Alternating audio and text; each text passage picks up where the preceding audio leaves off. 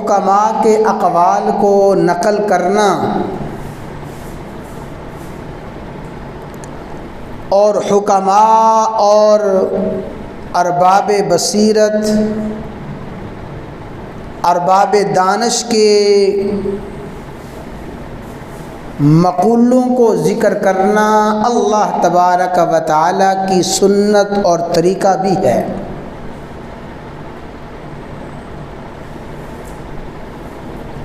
قرآن کریم میں اللہ تبارک و تعالی نے ایک عظیم حکیم،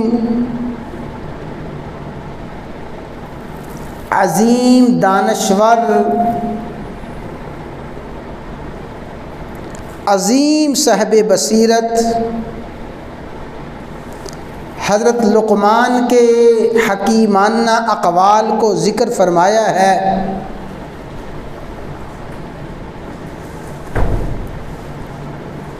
حضرت لقمان کے ان اقوال کو ذکر فرما کے اللہ تبارک و تعالی نے ایک بات یہ بھی سمجھائی ہے کہ حکماء کے سمجھدار، دانشور، صاحب بصیرت، سیانے لوگوں کی باتوں کو نقل کرنا یہ بھی ایک بات کو سمجھنے کا انداز اور طریقہ ہے۔